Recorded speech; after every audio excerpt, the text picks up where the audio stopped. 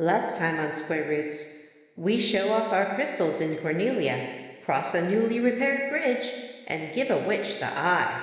Later, we meet a summon, but he doesn't come when we call. And after we gave him our precious ruby, too.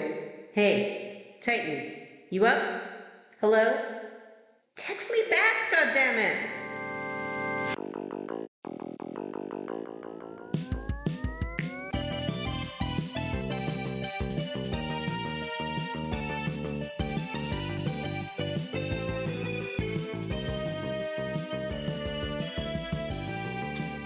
Hey everyone, and welcome to Square Roots, the classic RPG podcast. My name is Jim Banks. I'm joined by Matthew Van Zant. Hey yo, John Mount Gould Brandon. Can't I be the other one, Mount Dragnorb, or whatever it's called? Dragnorb? Yeah, the one the dwarves live. Draugr. why's it gotta be a mountain at all? Is that a fat joke? I don't like it. No, No, because he's Matthew thinks everything's a fat joke. Everything is a fat joke. also joined by Vanessa. I'm Vanessa, and I'm not a fat joke. And this is a podcast where we play and talk about your favorite classic RPGs one chunker at a time. And in this episode, we finish up our Final Fantasy 1 series. Wow. We took a slight detour to have a little break for the holidays. The plan was to start fresh in the new year with Dragon Age, but you know what? We wanted to take a little bit of time for our Square Root selves. And drop that sweet 8-bit Christmas episode on Maine. Yeah, and we apparently commit slander in it, so check that out. It's on the main feed. Didn't actually check what we'd said in there before we none of us decided did. to release it. Remember anything None about of that us game went back and listened. or anything about that episode? It's Well, not it a wasn't game, a it's game. a movie. It's a movie. Okay. Has Neil Patrick Harris. Apparently, I was very effusive about Steve Zahn in it, too. Multiple people comment. Oh, well, you do love love it. Steve Zahn. I do Yeah, you love love Steve Steve Zahn. Why? Because he's in Shattered Glass. That's why. It's true. Jim, did you say what we do on the show? I sure did. Okay. Are we on the air right now? I think so. It sounds like all four Are we of us live? have the Are we post holiday podcasting? slum. Yeah, I'm Slum. out of it. Wow, we are just doing so well. We are so focused. Being What do entertaining. we usually So do at the focused, beginning of so this entertaining. show? Do we? I don't know. Do we Sometimes kiss? There's we no talk about hot. There's no gaming hot. news. There's no hot gaming news. It's Christmas. I have a hot gaming question. Did anyone get any hot Christmas, hot holiday, hot games? No. Y'all get any games? Mm-mm. Well, I got a gift card for work, so I've been playing Jedi Survivor, but that's more of a level uppy thing. Yeah, I'm excited to hear what you think. I have some I didn't hot get gaming any- news. Despite go ahead, Jim. Oh, no, I was gonna say I didn't get any like actual video games. I did get a KVM switch for my computer setup so that I can Ooh. seamlessly switch between my work setup on my dual monitors, and I can just hit one button and switch over to my gaming PC setup and also have all the monitors. I installed everything yesterday. I need like one adapter to finish the setup, but otherwise, I'll have a nice little setup here where I can seamlessly switch between all my stuff, and my peripherals will also switch between both PCs. So like my keyboard and mouse will also switch, my microphone and all that stuff will also switch. So it's pretty neat. That's That neat. sounds pretty rad. Yeah. That's also feels like more of a level up thing, though. Yep. Let's level up. This is the news people want. Oh wait, I have a piece of hot gaming news. Oh, good. Final Fantasy Advent Children is coming back to theaters. That's not a game. It's not gaming good. related. I It agree is with. gaming related. I agree with Johnny. It's not good, It's like but if it's they playing had- near me, I'm gonna go see it. They had an array of choices to make after the ambiguous ending of Final Fantasy VII, and they literally chose the most boring option. Everyone's did go fine. Nothing's changed. And Sephiroth is kind of back. I did go see Advent Children in theaters, if I recall correctly. And Wow. I don't feel like I need to do that again. I'm going to go. And it's going to be great. All right, I have a piece of hot gaming news. Surprise! A new Five Nights at Freddy's game has been revealed by being accidentally released on Roblox. Oh. Oh. Whoopsie. Apparently, It's they're in working Roblox. on a Five Nights at Freddy's game in Roblox and accidentally uploaded it to Roblox on Wednesday, even though it's not the full game. It's a broken, because the game's not finished. So, That yeah. programmer's in trouble. Five Nights at Freddy's Survival Crew. I was just watching Five Nights at Freddy's Security Breach with my daughter. And there's I a bet whole that Lego is a Minecraft Roblox game. error and not a Five Nights at Freddy's error. If I had to guess. I believe we mentioned Lego Fortnite already on the show. Oh. Did we? When we, Okay. yeah, it was announced during the Game of the Year awards. Right. Yeah. And there is one other piece of hot gaming news, which is that losers on the internet are really still losing their fucking minds over Grand Theft Auto 5 having a playable female character. Right. Pretty Calm fucking down. hilarious to me. Just love to see shitty people upset, you know? Isn't she just like one of many I characters don't know. too? All we've got so It far looks is like that it's one of trailer, two. so... Yeah, Yeah. that trailer sure made it seem like there were two protagonists. Kind of like Grand Theft Auto 5 had 3 different ones. Mhm. Yeah, Six I trailer guess I looked just like there were assumed two that's what they're different going to do. Yeah. In a smaller piece of hot gaming news, Pokemon Concierge came out today. That is a stop-motion animated Pokemon show on Netflix, which I might actually Oh. watch. I mean, not that I'm not really into Pokemon, but I might watch it with my son, who likes stop-motion animation and Pokemon. It looks should really watch that. cute. 'Cause I'm all like, just kind of anxious. I haven't been feeling that well since Christmas Eve, and I need some cozy good times to make me feel better. Cozy good Sounds like times. just the ticket. Cozy Good Times does sound like a kid show host. Hi, I'm Cozy Good Times. Welcome to the Sesame Street for Games Square Roots podcast. Cozy Good Time sounds like a Five Nights at Freddy's character that would kill you. Hi, I'm Cozy Good Times, and you're gonna die. Did you know that Lunette from Big Comfy Couch worked on the localization of a Mega Man X game? Wow. As a localizer? I don't know who that is or what Big Comfy Couch is. I've heard of Big Well, Comfy Couch. It's about a big comfy couch. Yeah. it's There was a rumor that clown lady. Lunette had married the guy from Blue's Clues, but it's a lie. Oh. I know all the ladies wanted that guy. Oh, they sure did. All right, well, I suppose that's all the hot gaming news. Why don't we talk about how we leveled up? Ooh. Anyway, I'm going to go ahead and level up first, because I'm the boss. I watched 3 whole movies over the Christmas weekend. Well, Wow. one of them I watched And last they night. were all a Christmas story. And they were all fucking terrible, except for the first one, which was amazing. So I guess they weren't all terrible? And they were all Rebel Moon. I don't want to... I could talk about these for fucking hours, so I will try to keep this brief. Movie 1. I finally got around to watching Barbie! Ooh. I loved it. It was excellent. I guess that's not... Yay. Probably nobody's shocked about that. I think it's been out long enough that we could maybe talk about some minor spoilers, which is, like, things I didn't expect. Like... Yeah, I'll allow it. I didn't realize that Ken was the villain of that movie, essentially. I think the trailers did a good job of hiding that. And so I knew that Ken had a song. I was not prepared for what the song was. And it was amazing. I did not know America Ferrera was even in that fucking movie, which is weird. She sure was. Her and particularly her daughter, just seemed to be around. They did not seem to have much going on. So, other They're than just being the audience surrogate. the jumping off, but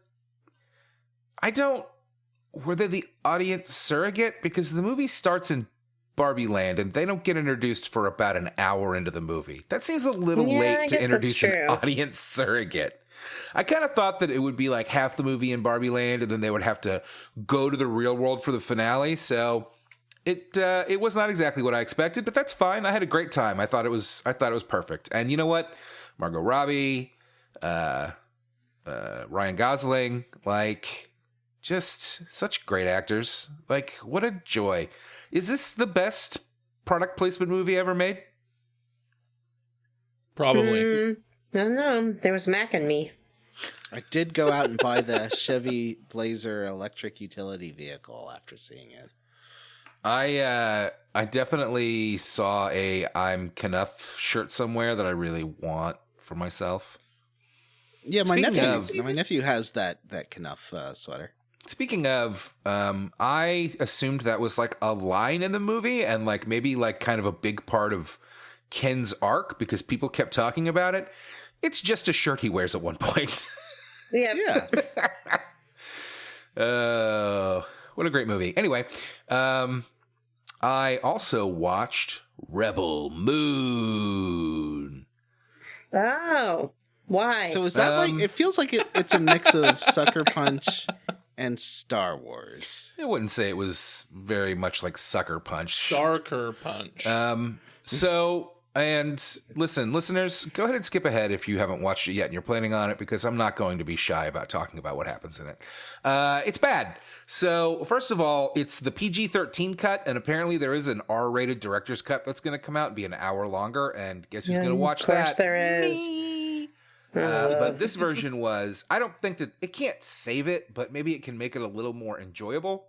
I was having fun at first. I like Zack Snyder's directing style. I think his movies look good, even if the slow-mo action does drag on and get old pretty quickly.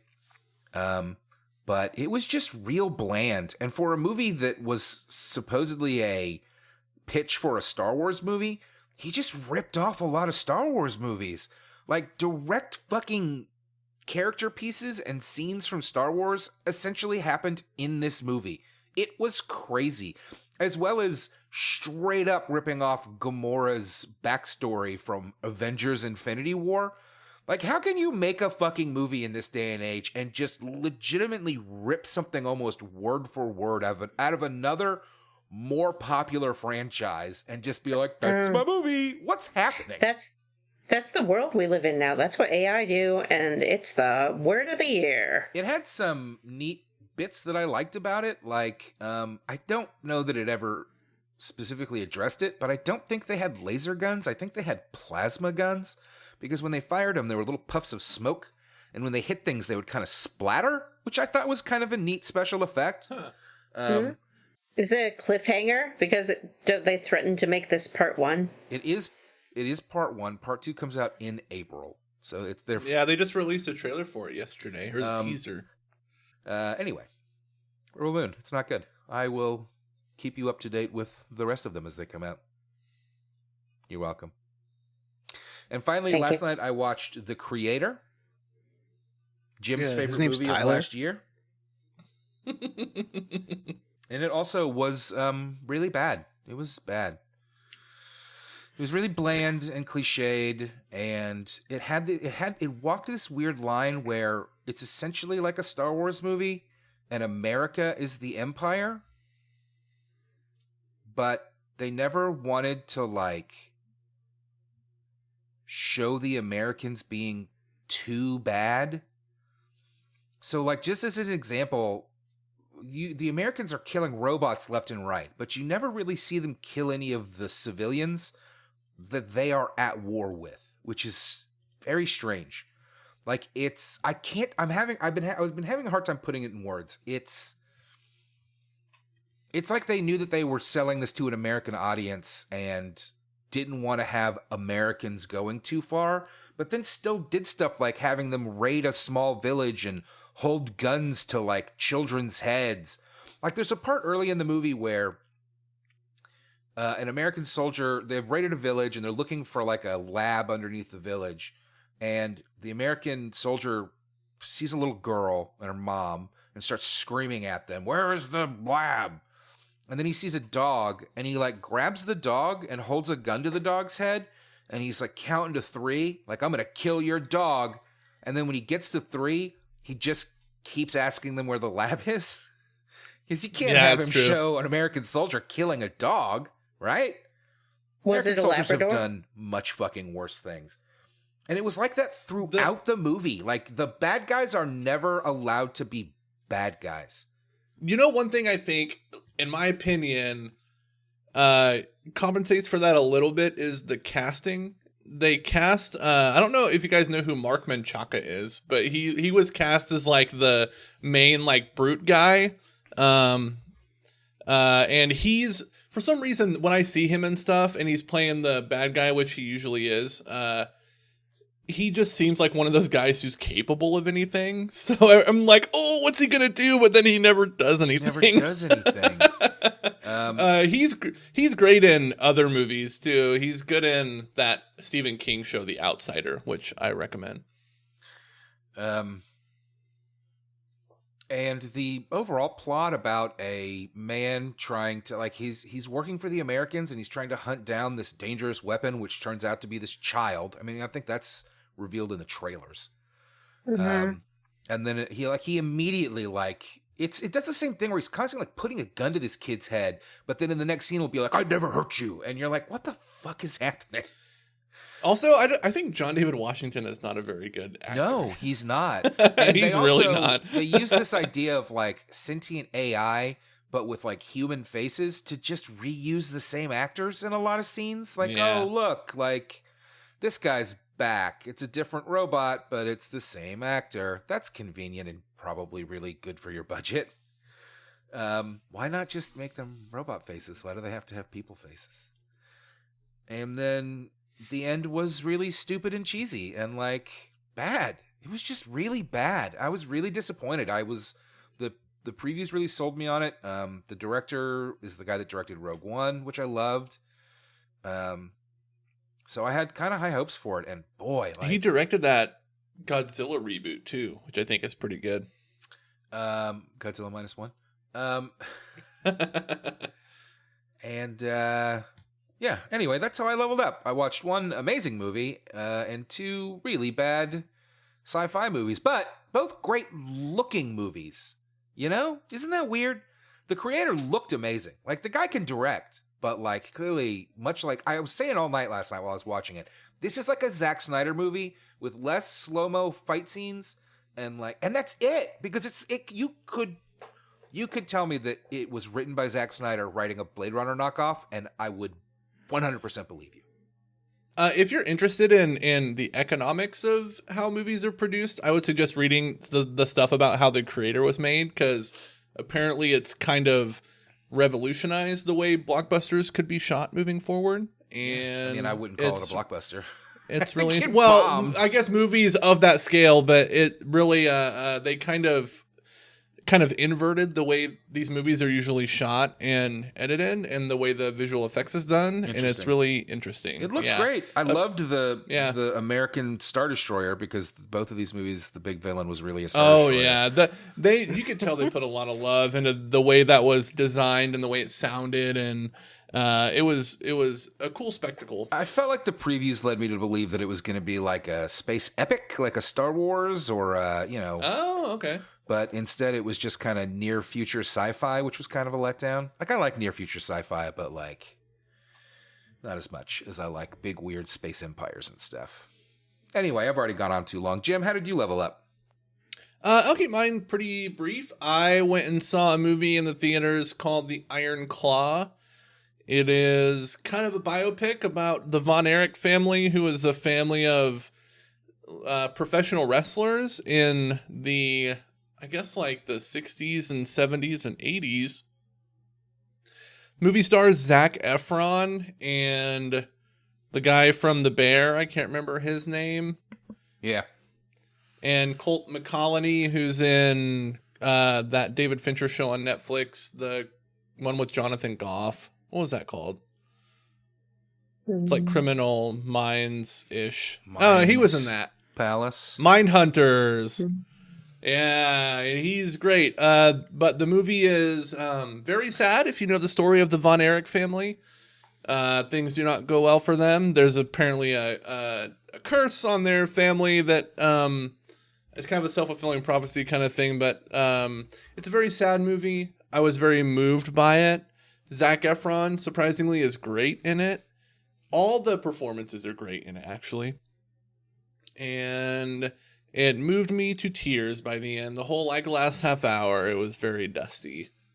So if you like moving biopics, especially moving sports films, which I know a lot of people do, this is a good one. And really goes into detail about what's going on with his family, the weird kind of dynamics that they have, kind of the way professional and semi-professional wrestling worked back in the 70s and 80s, which is really interesting.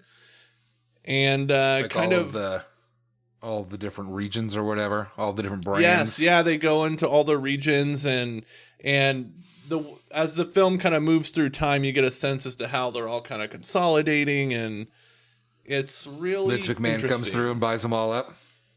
Pretty much, yeah. But like I said, there's some great performances in it. I thought it was a really good movie. I also suggest checking it out. John, how did you level up? Hello. I leveled up in a couple different ways. I found out there was a Cuck. What's her name? Kunk.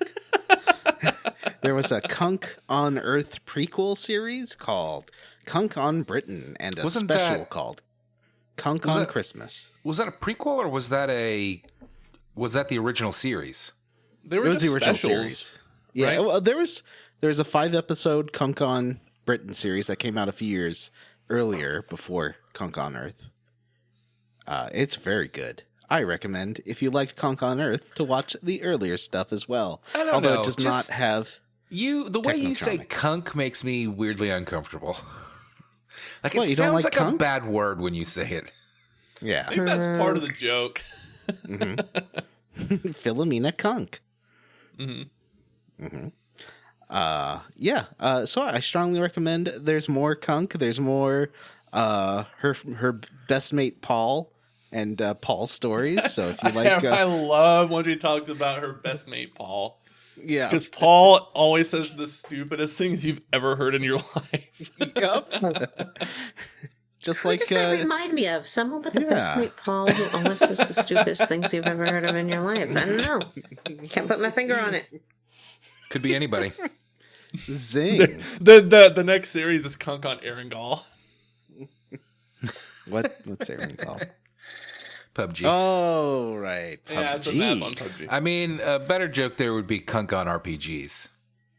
I'd watch that. We'll let But the he doesn't- listeners decide. Paul doesn't like RPGs. Yeah, write in and tell us what the better joke is. Yeah, that's true. Listeners, I want to know. No, don't write in. Also, And let us know if you want more content about Matt's friend Paul, who is not on the show And and more never will PUBG be. content. And more PUBG Listeners content. love PUBG content. Guys, I've been playing so much Rondo. well, you already had a half-hour level up, so let's. I knew it was going to be a long one this week. I watched a lot of movies. Fuck off. You spent 20 minutes last week talking about things you didn't do. Well, last week, I mean, 2 weeks ago, so it's fine. I have been in the mood to just play games. You know, sometimes where you're just not like, you look at all the games in your library and you're like, I don't want to play any of these. And sometimes you're like, I want to play all of them at the same time. And Yep. I've been really wanting to play all my games. I've been playing a lot of Final Fantasy 15, which I never really got that far in before, and that's been fun. I've been a bit more Final Fantasy 16, which is super dull. I hope it gets more interesting. I Make really a request of you, John. burned out on that If you- game. If you decide to play Final Fantasy 15 to completion, when you get to the platforming dungeon, will you please stream it so that I can watch you do it? Of course. Remember the It is survival one horror of dungeon? the most frustrating experiences of any game I've ever played in my entire life. Like, Yeah, I 'cause bet I bet I jumped into a gap because the jumping in that game is so bad. I bet I jumped into this gap in the platforming. I'm not even kidding. Probably 20 times in a row. Wow. Is it going to be like that one jump puzzle in Vagrant Story that took me like 2 hours? I don't think it's that bad, but the game is obviously not a platformer, and it makes you spend like 2 hours platforming. Like Vagrant Story. Yeah, okay, maybe it is like Vagrant Story. Maybe the controls are less frustrating, but you do these little baby jumps across gaps, and you just keep doing them over and over and over again. Frustrating. I will say, going between the two of them, Final Fantasy 16 has normal controls like a sane video game would have, and It's like Final Fantasy 15 has insane controls from space. It does. Because they were still trying to walk that we're kind of a turn-based RPG line. Or like a strategy RPG line, and with 16 they just fully gave up. Once I got tired of the combat in 16, I just lost all fucking interest in that game. Well, the story's pretty boring too. In 15, you can totally break the magic system though to make your spells like incredibly powerful to like. I guess I never really use magic. If you decide to figure out how it works, then it's barely comprehensible. But if you figure out how to overpower your magic, it can be like nuclear level, like ice magic. It's pretty crazy. I got to the first summon, I think, in the game where Rama just appears in the middle of a fight. Yeah, that is incredible. That never fucking great, but happened they were all contextual and only happened at like certain scripted moments. Yeah. Oh, interesting. There are some scripted, like I remember I think it's Titan is one of the ones you fight in 15 that's scripted. But other than that one, I never had them just show up and fight with me. It never happened once. It was crazy. It looked so good, and it was so unexpected. Rad. Yeah, it was just, wow. It was definitely an amazing gaming moment, for sure. And what else have I been playing? I played a bit more Saints Row 2022. That game is good, but I think I've said it before, it's very gory, and you make like a charming, kind of goofy character. The writing is just real, like, a little bit Gen Z oriented, but then suddenly they're stabbing someone in the eye and like throwing them on the ground and shooting them in the face, and it's like there's a real disconnect there between the brutal killings and the like zany fun antics with your friends. So that's that. I've been playing a lot of stuff and having a lot of fun. I've been really in the mood to game it up, and I have been, especially now that I have finished Final Fantasy 1, which was taking a lot of time. And since last time, I have finished Alan Wake 2. That's exciting. Yeah, what'd you think? I don't know that this is true because you didn't tell us that you finished it until I called you out the other day for not telling us, for not finishing the game. You didn't talk to us about the game. If I post anything while you are sleeping, you will not read it. That's not true. So I always make sure I respond to your posts when I wake up in the morning. I'm sorry that I sleep at night like a human. You never responded about Sheryl Crow until you said you absolutely will not post this video I thought that you would really like.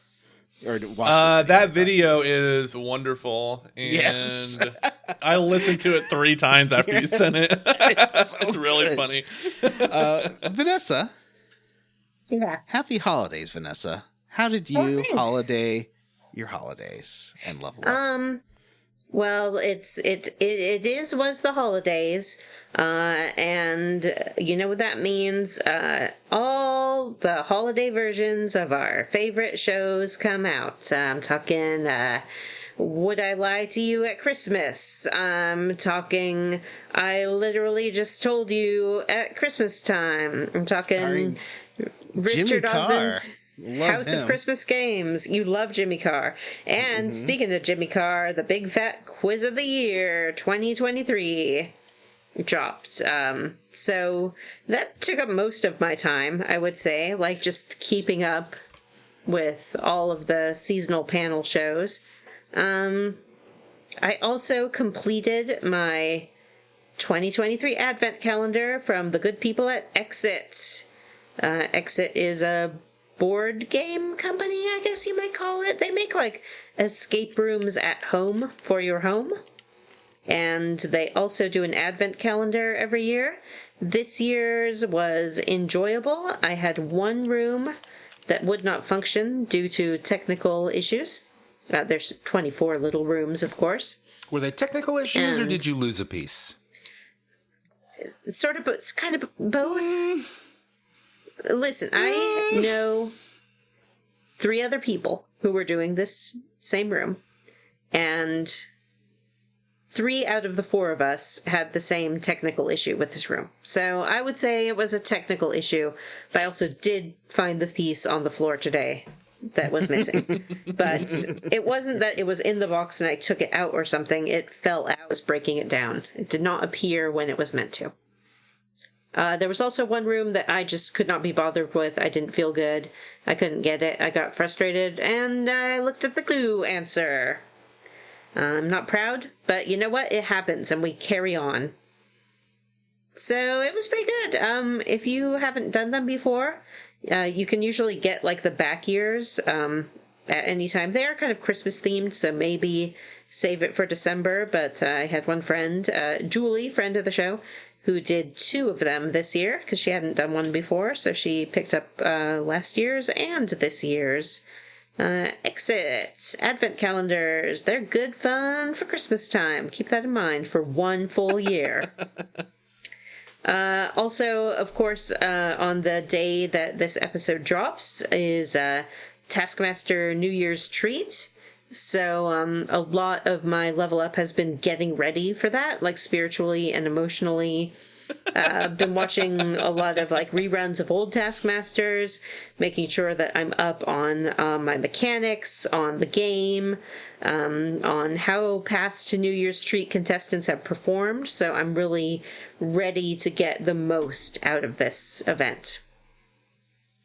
Do you think in Vegas they take bets on Taskmaster? I hope so. I mean, I guess the only issue with that is that the shows are filmed ahead of time, and so it would be completely possible to know who won.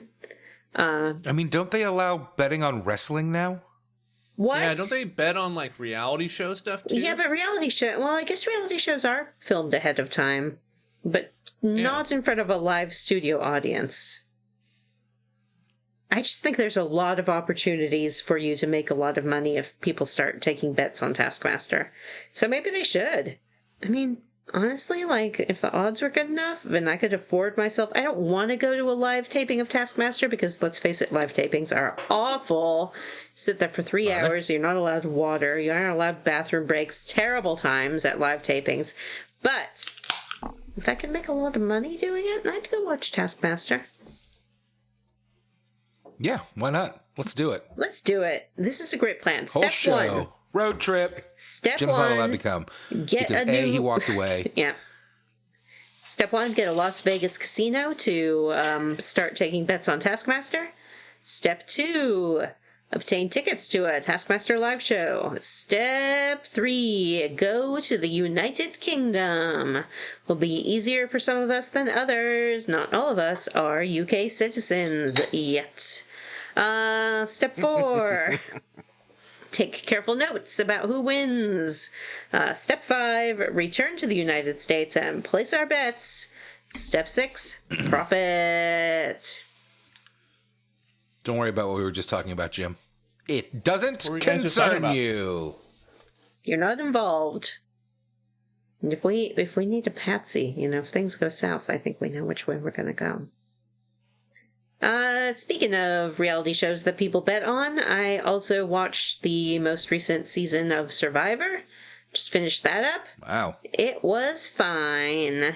Wow, so now that Sorry, go ahead. Now that the Survivor contestants are all moving over to the challenge, are you going to start watching the challenge?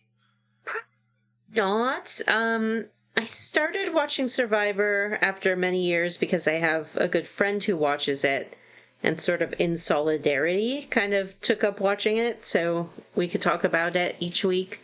It's okay. You have a good friend who watches the challenge. Do I? Who I would talk to every week about it in solidarity? I can't.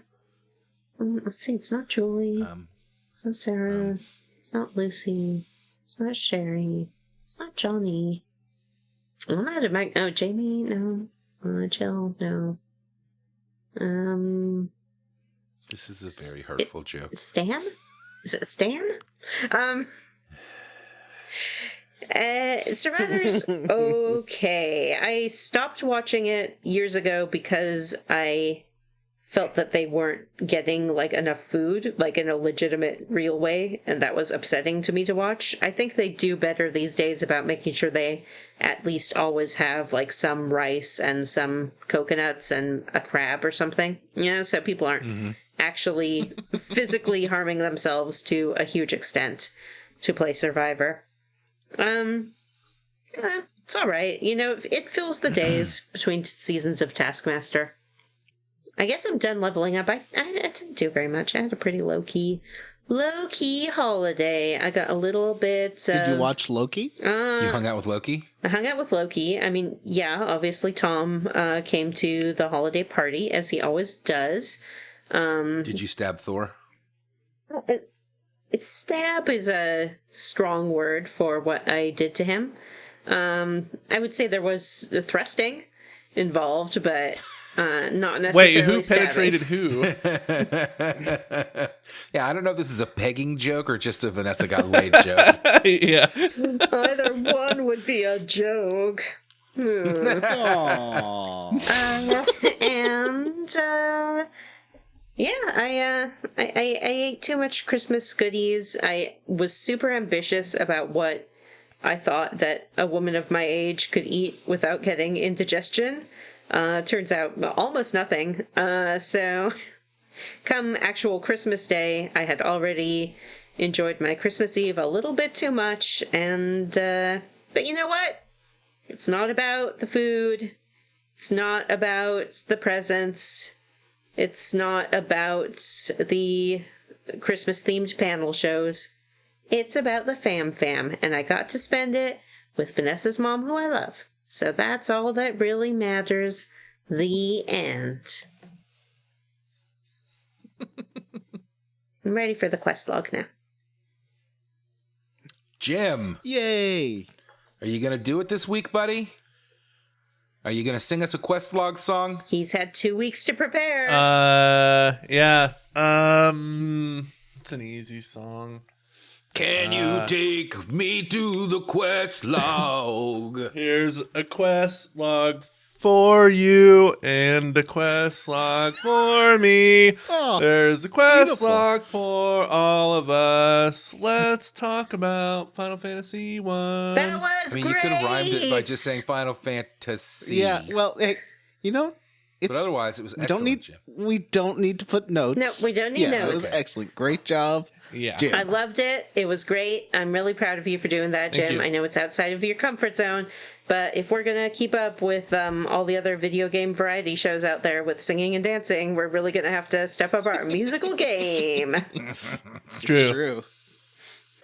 I have had It Feels Like Christmas stuck in my head since Monday, and it's Oh. driving me crazy. You know what was in my head for days and days, and I only know this part of this song. Step into Christmas, step into Christmas. That's it, just over and over What is again. that from? It's from a song called Step into Christmas. Step into Christmas, what is it step from, into though? Christmas. I don't know, from music. From music history. No idea what you're talking about. It's a legit, Is it an Elvis It's song? an Elton John The way you sing it song. sounds like an Elvis It's an song. Elton John Elton song. John Oh. song. Step into Christmas is the title. Step into Christmas. Welcome to my Christmas song. I'd like to thank you for the year, so I'm sending you this Christmas card to say it's nice to have you here. Step into Christmas, let's join together. We can watch the snow fall forever and ever. All right. Step into Christmas. Never heard the song, but I did pull it up and I was reading the lyrics. Was I close? You were accurate with the lyrics. You were not Well, yeah. that accurate with the tune. Welcome to my Christmas song. I'd like to thank you for the year. That's it. So, the quest log. I've been watching Moonlighting, too. Questlog. What a great show. Ooh. Oh, Wow. I've been meaning to watch that. Maybe I'll start that this weekend. You What's and my the mom. name of the Miss DePesto? Yes. Is that it? I love her. She's fantastic. The first I made season... my kids watch Die Hard on Christmas. Is that It's similar? very similar. That was actually filmed while Moonlighting was filming, and he had to go film Die Hard at night because he was filming Moonlighting during the day. Here's a fun fact. Some of the side characters ended up getting more screen time because of Bruce Willis's limited availability. And some people would say that that's what contributed to Die Hard being such a great film.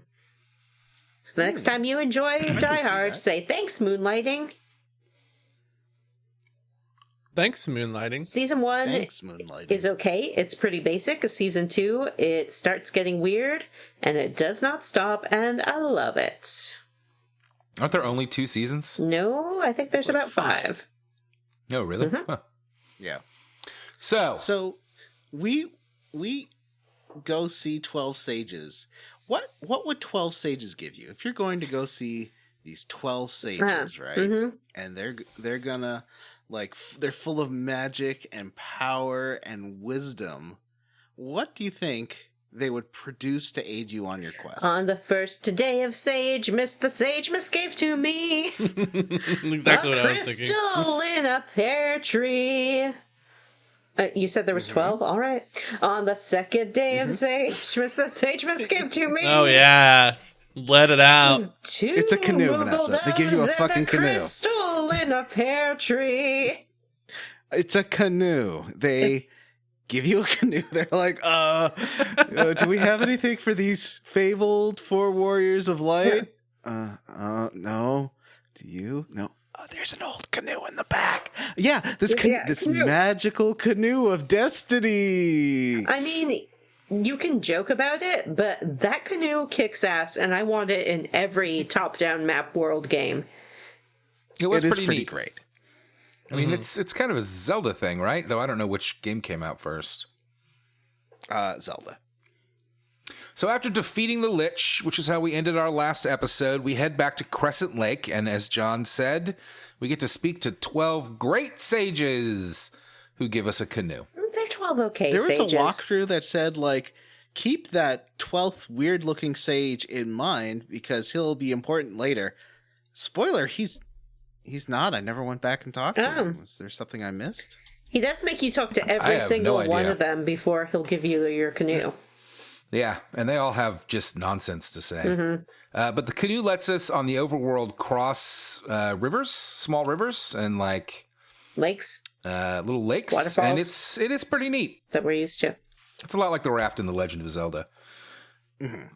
But this lets us head to Mount Golg to get the fire crystal. And guess what happens at Mount Golg? Guess what? It's a terrible time. Guess what happens? You get burnt. The floor is lava! Yeah. I don't know if you guys stopped at the shop and picked up the pillows and blankets of lava protection, but it really helps. Oh, no. Oh. Yeah, you just throw them on the floor, and then you can step across and onto chairs and couches and stuff, and it makes the game a lot easier. I never realized that the Netflix show was a Final Fantasy spinoff. Yeah, it definitely is. Also, when we get to the end of this dungeon, Troy leaves the show forever. It's really sad. Yeah, but on a boat with LeVar Burton, which is, in character. I hope he has a big part in the movie, at least. I hope so, too. Anyway, this is that... we just dealt with one of these in Final Fantasy Floor. This is that classic fire dungeon. The floor has a lot of lava. The guide... I don't know... I didn't notice this while I was playing it. But the guide that I was using to write the notes said that if you're in the lava, you don't get random battles. Oh, That is true. but you do burn up. Definitely. Yeah, it's 1 hit point per tile. It's fine. Oh, is it that few? And at this point, yeah, it's that few. And at this point, you should have a healing staff for your white mage, and Yeah. that healing staff does like a mid-level heal for free, and you can use it every turn. So I just basically, unless I need to do anything major, had Jim, the white mage, use that every turn for the rest of the game. So what do you mean how do you use a weapon's ability? I realized this during this chunker as well, because you also get a staff for your black mage that will cast Faraga. Instead of going into spells, you go into items, and then if you hit, I think, up on the D-pad, it'll take you to your equipment instead of your list of items. And or you can just use regular. If it's not equipped. If it's not equipped, you're right. I realize that. You're right. I realized that real late in the game. That if you don't have it equipped and it's just in your items, you can just find it in your items and use it like an item, and it will cast that spell. Whoa. So I ended up, because the way the auto battle in this game, the Pixel Remaster works, where it just redoes your last turn, I found this a really convenient way to auto battle my way through fights by just having my warrior and my ninja, my thief attack, and then having the white mage cast that healing spell and the black mage cast Faraga. Even though the healing wasn't for a ton and Faraga didn't usually do a ton of damage, it gave them something to do because their attacks are so weak. But I'm save a ton of MP too. Slots. Yeah, that's the big problem. Oh yeah, spell slots. Yeah, though really by the time one of the hardest bosses in the game, I think the guide that I was using when I played it said I think it was Kraken, and I killed it in one hit with my warrior. It was like, I may be over leveled. I may have gone a little far. Anyway, the floor is lava, and at the end of the dungeon we fight Merilith, the Fiend of Fire. John, you're the only person who really played this game. How was this fight? The rest of us were so overleveled it didn't matter. Well, that's the thing. If you're playing it, at least on the GBA version, there's so much grinding and random encounters that you will have absolutely no problem. Like, I was so overleveled by the end that it was not an issue. I wonder if I'm curious if the original Nintendo version's harder, because I found it took a long time just due to the sheer amount of random encounters, but it was not difficult. I had no problem getting through these guys, in a couple of rounds. The toughest boss was the last boss because it had, although there is, well, I guess we'll get to it when we get to it. There is a harder boss you can randomly fight as a random encounter in one area. The War Mech. Really? I did not run into that, thankfully. I didn't run into him. I didn't try.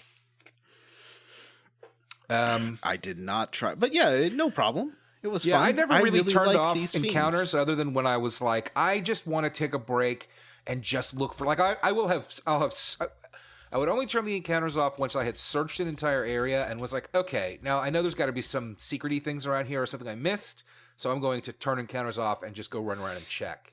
Or the occasional, I need to run out of the dungeon and use a tent or something. But other than that, I kept encounters on the whole game, and I don't remember what level I was by the end, but it was very high. I think it was just level 62 or something. It wasn't that high, but still high enough to not have that big of a problem with the last boss. I never found Null All, which is apparently really useful for fighting chaos. Yeah. What's Null All? Oh, like a debuff? Yeah. It protects you against everything to a certain extent. Mm-hmm. Oh. Like all elements. And you know how the last boss sort of cycles every kind of element? Yeah. But I guess we'll talk about that later, because we're still, so you get to Merilith, and then turn on that crystal. Make it glow, baby. Yeah, you gotta ignite that fire crystal. Next up, still using the canoe, we head to the ice cavern. This is an interesting little dungeon. There's like little cracks in the ground. Mm-hmm. This is my favorite dungeon, for sure. I thought it was a lot of fun, and fun to try and figure out how to get every treasure, which I always like. I agree. But it's kind of not a full dungeon. It's more of a mini dungeon. There's not a crystal here. We are here because we need to get the Levis Stone. So at the end of the dungeon, you face the evil eye, and you get the Which Levistone you for the one shot airship. it. It's such a Yes. it's such a worthless little encounter. Yeah, well, Like not a full- it's weaker than most enemies you encounter in random encounters. Yeah. South of Crescent Lake, there is a desert, and if you go there and use the Levistone, an airship rises out of the desert. Did the game explain this? Like, why was this here? Because the ancients, like... Well, I think we didn't talk to every single NPC, and someone might be like, long ago, the ancients buried a device in the desert. Yeah. They kept saying stuff I'm sure like there's that. someone in a town who The tells you about it. Lunafarians put it in the ground, and it was from the moon. Or was that the last game? That's the last When your game. dad It's went definitely on worth noting that this game is very thin on this stuff. Like, they will tell you things, but it's usually one NPC who has one line of dialogue. Yeah, it's Dark Souls. You got to find it in the item descriptions. And your father, Froyo, left it in the desert when he went on a sex trip around the world. So, That's a Final with the Fantasy IV. Levistone and you get the airship, and now we can do the Citadel of Trials. Yay! So, did you figure out how haste worked? Because it took me basically the last dungeon I figured out how haste What worked. are you talking about? Tell me. Well, because it doesn't have an active time battle system, so it's not like you can do more turns. But what it does is it doubles the number of hits you do with a melee weapon. Oh, that's handy. They Wait, already which do, one like, is that? Haste. It's Oh, very yes. much, Haste is the best. it's very much like Dungeons. Like, we've talked about how this game really ripped off Dungeons and Dragons, and it is very much like Dungeons and Dragons towards the end of the game, where like your warrior just gets 7 hits per turn. You know, I feel like this is something that they dropped in later games, right? Yes. Like, Well, I mean, but you had to use like the Genji glove, and then you could get like 4 hits, and you could sort of figure it out if you like use 2 Genji gloves and some other move, and then had the mime mimic it and all that stuff. But it's very much like a fighter in D&D, where like second level you get an action surge, and third level you get a second hit per turn, and by the time you're 15th level, your character's attacking 7 times per turn. Now, you know how I said Vanessa was doing the most damage as the thief of the party? Yeah. Me was a monk, and after this dungeon turned into a master monk, and I was still doing way less damage, but then I realized every time I did optimize gear for the monk or master monk, it equipped me with an iron nunchaku. And if I unequip that, which I only did later, like towards the end, last quarter of the game, he went from doing like 150, 200 damage to 1,300 damage. And like with haste would be doing 28 to 30 hits per round. Jesus, that's crazy. Yeah. So the Citadel of Trials, there's a kind of decrepit castle on the northern side of the map that you can just kind of find.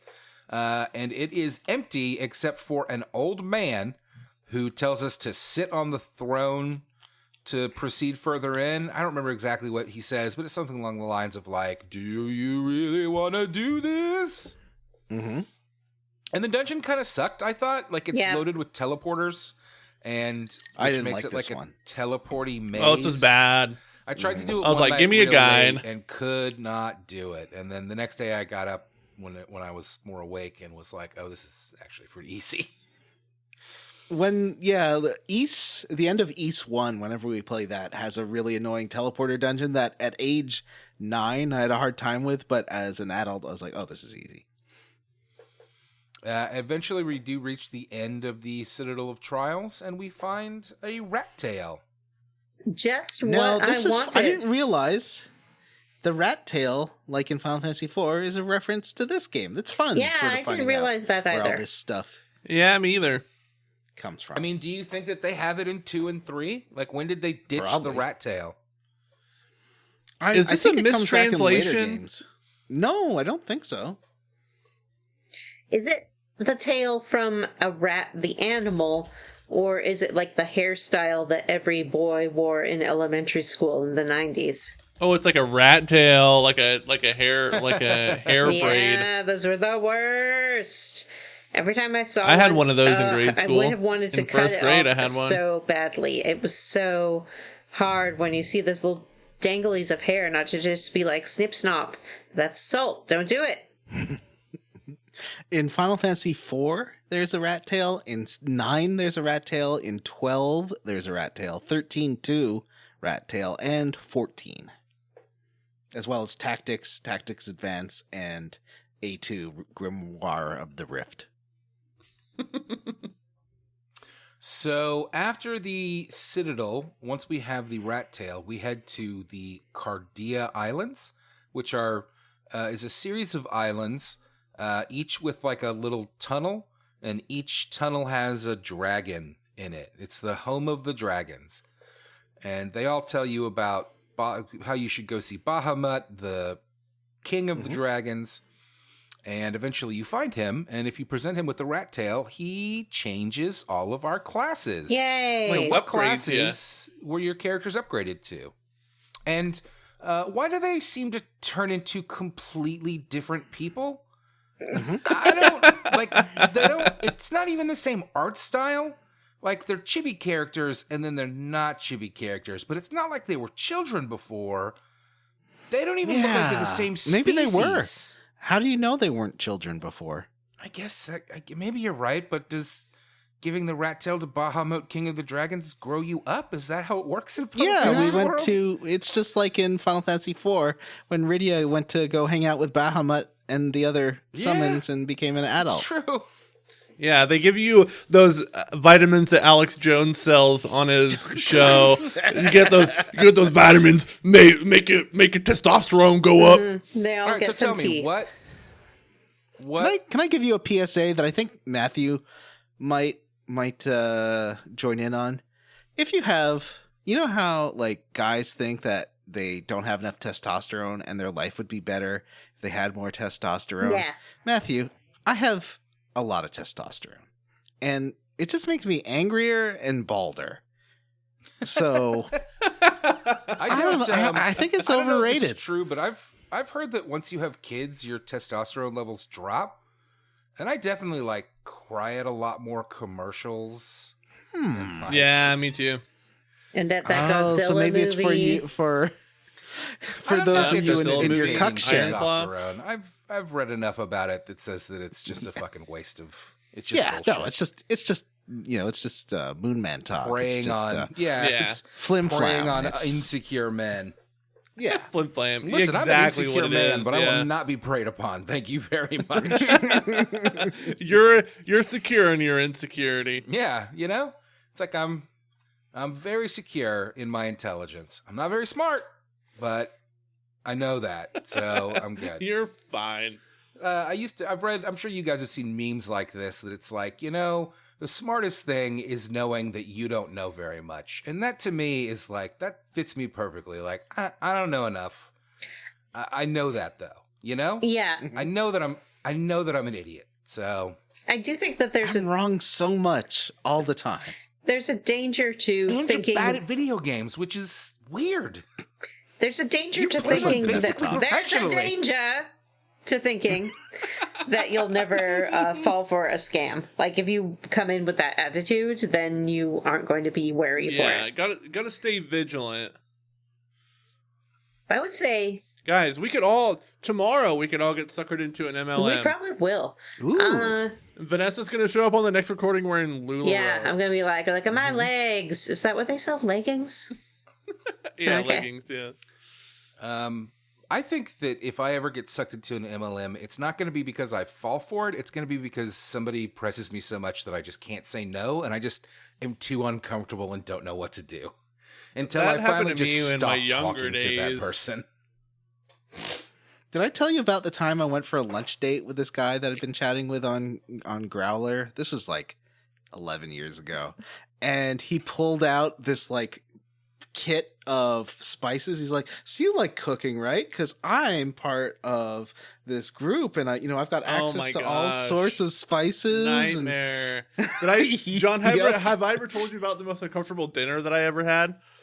When Was it the one with the art? The art scam? No, it's a different one. One time when I was married, I came home from work and there were these strangers in my kitchen, and I was like, what is going on? And my ex-wife explained to me that these people were here to cook dinner for us and talk to us about a product that they were selling. They were selling cookware, and they were selling it to you as they cooked you dinner. Mhm. And then they served you the dinner like on the cookware, and then at the end of it they're like, you could have this cookware if you wanted. It's only, I'm not even kidding, this cookware set costs $1,900. Oh my God. And I was like, no. They're like you can still have the cookware kit, but you have to agree to host these other dinners for other people in their No. homes. And I was like, no, I don't want nothing to do with this. Like, this has been the worst That's so experience. I mean, awkward. the food was pretty good, but I did not know these people. I know. Like, they seemed like they were conscripted into doing it. They didn't seem comfortable Yeah. either. It was just the worst. No one's ever really tried to rope me into an MLM, not since I was like very young. And I think it's because I don't give off a vibe of knowing people or being able to sell anything. Or being like comfortable having Yeah. They're just like, oh no, this lady, she's never gonna be an active downline member. Yeah. Gotta get Vanessa in early. Well, that's the way to do it. I mean, the only way you make money with an MLM is to be a very, very early adopter. But I don't want to do that because it's weird, right? Like, I want lots of money for not doing anything, but I also don't want to con or take advantage of anyone. That's why I've decided to win the lottery. All right. Yeah, I think that's definitely the best strategy is doing It's weird. that. You're the first person I think that's ever had that Yeah, thought. and Original thinker. that means a lot coming from you, Johnny. I'm glad that you can support my dream, and it's gonna. I mean, listen. Several years ago, I was like, I'm gonna win that Taco Bell Gold PlayStation. I did that. Why can't I win the Powerball jackpot the same way? It's true. All right, hold on. You won the PlayStation. How many other sweepstakes have you entered where you have not won? I don't understand why you would think that's relevant. You know, Like, that's you didn't- negative. You didn't win the Taco Bell because of your That's iron the kind resolve. of negative thinking you don't Yeah. want in your life. You Yeah. gotta cut all the gyms You out didn't of your win life. the Taco that Bell one because you're Yeah, special. no, yes, I am.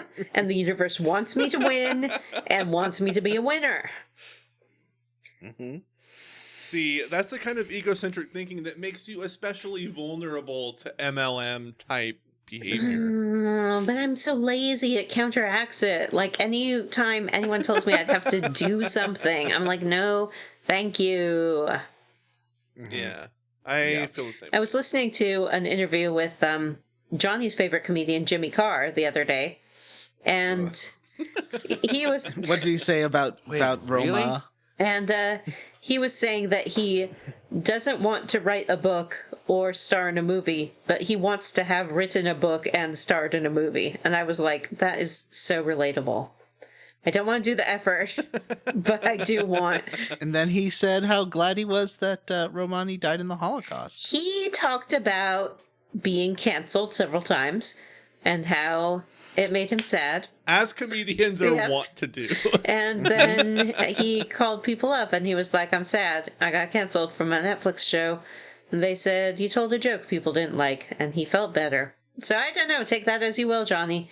I think he's doing okay. Sounds like you didn't No, learn he's any a lessons. shit. and Did he's he still learn a a piece of lesson? shit. Do it again. Yeah. All right, listen up. I have something important to say. Tell me what classes you got turned into. I'm not going to ask again.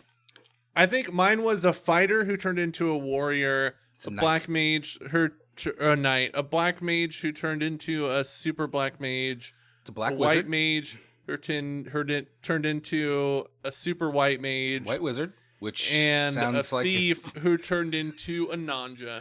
a white wizard who sounds like a position in the Ku Klux Klan. That's true. And my well- thief turned into a ninja. Wasn't I the only one who didn't have warrior, thief, Yeah. white mage, black mage? So I didn't know Yeah. you could Do you think the change red that. mage turns into a red wizard? Yes. Probably. And I the know they monk do. turns into a super monk, and that's it. And there's Well, what does no a monk turn the monk into? turns into a master monk. Vanessa Oh. turned into a ninja as a thief. That was pretty great. And yeah, what are the? Are we missing any other classes, or is that it? Yeah, it's red mage. Yeah, monk, thief, warrior. Is it white mage, black mage. offensive to imply that a thief turns into a ninja? That's a totally different kind of thing. I mean, Well, ninjas they're Japanese. are not. That's not a. That was not like a positive thing, right? Like ninjas were like pirates. Like nobody in the age where ninjas were a real pirates. thing were like, and ninjas are cool. They were like, ninjas are Samurais assholes. were pirates, Yeah, they're- right? Ninjas No, were cool. samurais were like knights. Yeah, I ninja thought samurais were were bad. Well, No. it depends on it. Much like being a knight, it depended on who you were working for. I mean, you were essentially working Samurais for the were like, lordship. or those Ronin who are like mercenaries. Yeah, Yeah, they Ronin were were like mercenaries. They were the samurai who lost their like patron. They're like the one that they're supposed Oh. to protect. I think it's so pronounced samurai. Okay, Stuart. I don't know who Stewart is. Me either. No, you guys have never heard of the Flophouse? Oh, that's Oh, does he Stewart. pronounce it samurai? Yeah, he sure does. I think that's from Samurai Cop. I've heard of it. Yeah. I'm going to go see Flophouse live. What, in 2 weeks? That's gonna be Ah, fun. yeah. Oh, that's exciting. That's right. I was That threatening reminds me, to I leveled up. tell my friend who's going that you were going to be there and to seek you out and say hello, but I won't do it. I leveled up by watching the McElroy Brothers Candle Nights special this year. You were so was hyped for pretty good. that. Was it everything you dreamed it would be? I wasn't so hyped for it. I watched it while I was working one day, several days after it released. But the money goes to charity, so I felt like I could spend a little extra on the ticket and feel good about it. And it was pretty good. There were some skits that were pretty bad, but they're funny, and I like them and their families, and it was worth watching. All right. Anyway, so we level up or whatever. We class up. We upgrade. Yeah. And turn into I a different. do like this mechanic. We switch from Cro-Magnon men from Neanderthals to Cro-Magnon or whatever. Yeah, it turns out the white mage was a ginger all along. Mm-hmm. And now And Johnny has a ponytail. racist. Just like 17-year-old Johnny. Next up, we head to Gaia, where many people have been talking about this missing fairy. I've been hearing it from many sources. So many people have been telling me about this missing fairy. That's my Trump impersonation. It's not good. So, but I didn't love it. Well, I appreciate you being honest with me. Not that it was a bad impression, but My favorite acquaintance, Vanessa. I wasn't pleased to be reminded of his continued existence. He got banned so- from the Maine primary ballot today by the Maine Secretary of State. You were saying Maine as in primary, and then you also said No, primary, Maine and is that in the was state. it was very confusing. It's pretty good. So Pretty good. I hear that bottled fairies can give you Oxycontin if you tell them the secret password. What the fuck are you talking about? That was a weird I'm making reference to I something. need to say something I'm to you sure. right now, John. Yeah. I need to say something very important to you right now, John. What's that? I love your shirt. It's a great shirt. Thank you. Slimes and bats on it. Mm-hmm. So we head to Gaia, where the people there tell us about a missing fairy, and you have to hunt down this missing fairy. There's a desert caravan. This was a pain in the ass for me to find. Like, there are a lot of deserts on this map, and you were looking for a desert with just like a little bit of trees around it, and if you walk onto it, it takes you into the desert caravan town. You guys probably all use I guides did like talk to an NPC in losers. Gaia who said like, "Oh, it's right at the north part of the desert." Yeah, I went to the wrong desert. It was impossible to find without a guide, I would say. You know how imagine long it took being me like to an find that 8-year-old playing stupid this, I airship? would have hated it. Because my I guide hate was that like, you can't land the airship anywhere but in grass. It drove "Yeah, me I kind of crazy. like it." You can't land Because it the in game a desert? trolls you. It trolls you so much about Yeah, that. like getting to the But- Citadel of Trials, you have to walk halfway across the map, basically. Yeah. And You have use to your go park canoe. But your the- ship 2,000 miles away. But to find the airship, like every guide, I was like, go to the desert. And I could not figure out what desert they meant. Yeah. There was like, it took me a couple of hours, I think, to figure it out. Okay, well, I did eventually Google desert caravan map, and that made it pretty easy. So there's a merchant there. He will sell you a bottled ferry for 50,000 gil. Yeah. This game is so fucking... It's so shitty about how much money it gives you. Wait, does, I finished the game with like 750,000 gil. I had so much money from all the random encounters, I guess. I mean, by the time I got to the second to last dungeon, I was opening chests, and it was just telling me, like, it has this much gil. You can't carry anymore. Yeah, I got that a couple times. oh, weird. I never had that. So we buy the bottled ferry, and then we return it to the spring in Gaia. She comes out of the bottle and thanks us and gives us an oxiale. I don't know if I'm pronouncing that right. Is this a reference to something? Oxiale? Like an ox tail? Is it like an ale with oxygen in it? Because it's something you drink and then you can breathe water. Oh, this is why John said oxy. Yes. Oh, he wasn't just making a careless joke about the opioid epidemic. I No, thought, yeah. I was Sorry doing a for bit. our listeners in Appalachia. Wow. Yeah. Why just Appalachia? Because they were hit hardest by the opioid That's crisis. true. That is true. He's not wrong. Okay, so nobody else deserves an apology? No. Yeah, A special apology to our listeners, for our Appalachian listeners. Yeah, and I guess yeah, also Florida listeners, like, sorry. Yeah, that's no, true. it's... Yeah, please apologize to me directly. Never? Yeah, never. Never. Wow, hurtful. This is the episode where Vanessa cuts me to the bone. The oxiale allows us to breathe underwater, which I'm not sure why we need, because next up we head to the town of Onrak, where a woman lends us her submarine, Yeah. and Wait, that hold takes on. us to Is the that- shrunken shrine. According to the Final Fantasy fandom wiki, oxiale, if you were to translate it directly from Japanese, means water of air. Huh. Huh. Uh-huh. Yeah, it So doesn't. when I hear ONRAC, especially in the GBA version, it's ONRAC. All I think about is Oh No, Ross and Carrie, because that's what they call their podcast. I always call it ONRAC. That is But I a don't think breath it's of an Oh fresh No, air. Ross and Carrie reference. Great show. Yeah, it is a great show. Lots of people. All about, what's her name? Catherine Kluge? Is that who they're talking about right now? No, I'm not up to Please? date on that. And I've had too many holiday panel shows to watch. And a Christmas No More Jockeys dropped. It was amazing. I hate Jimmy Carr so much. He's not I hate in No him. More Jockeys, so calm down him. about it. I know. We all have that one British comedian who we hate. Yours, at least, is justified. Mine is irrational, and I will not name names. What's yours? I'm not going to name names. No. Mine's Ricky Gervais. Oh, well, that's also Oh, rational. actually, that's rational too. Who's the...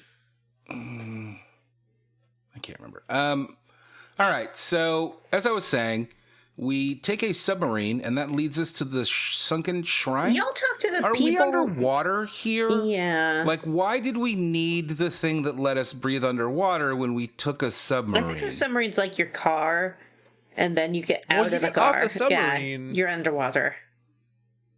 Did Yeah. you talk to the people in that town? They are into legs. They are leg boys and girls. They led legs. So, were they supposed to be like ex-mermaids? Is that what that was all about? I assume so, because it's unusual to talk to a woman and have her say, "These are my legs, I promise. Check out my legs. They're mine." And then the one guy being like, "Are those legs real?" Yeah. You got real legs there? But that lady who's like, "Check out my legs. They're amazing." I've got was so legs. fun. I think that's going to be our episode. Oh, Vanessa, could you put that in the group chat? Oh, yes. I know you I'll go screenshotted get the it. Switch now, or So, else I'll forget to do it later. Hey, Here we go. Please do. Talk amongst yourselves. Carry on. Vanessa's. Okay. So yeah, I mean, I'm this trying town desperately to carry on has and legs. get through the end of this fucking game, but and they know how this to is use apparently a derail episode, which, them. that's fair. Well, we I do haven't it to talked in you. a while. We're catching up. I don't know. I feel like we talk all the time. We But still not enough. head through the sunken shrine. And I feel like this shrine is underwater, and But then, the but okay, that's oxytocin fine. is But to like, breathe. it doesn't. That doesn't translate to the gameplay.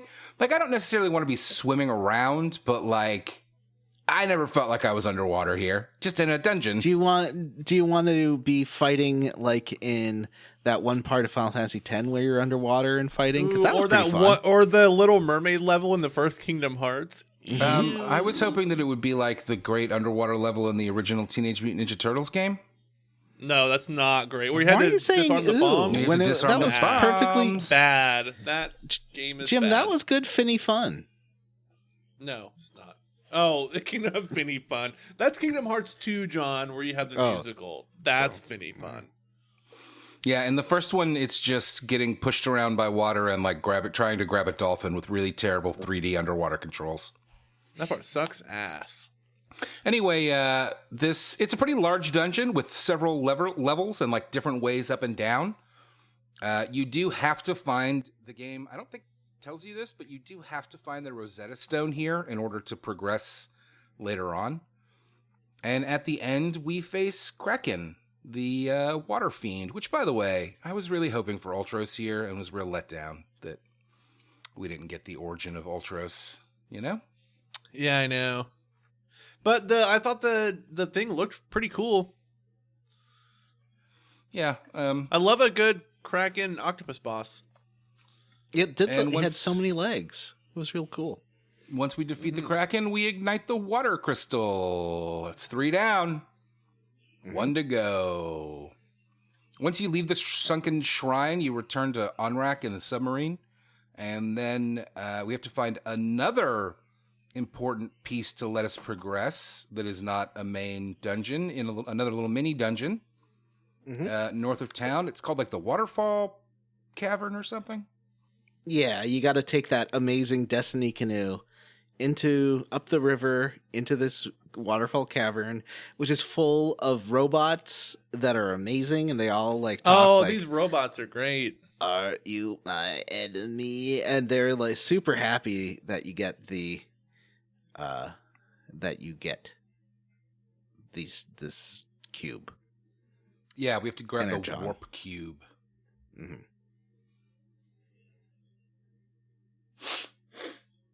All right. Well, once we have the warp cube, you can take the Rosetta Stone to Melmond, where there's a scientist who will teach you the language of Lufenia.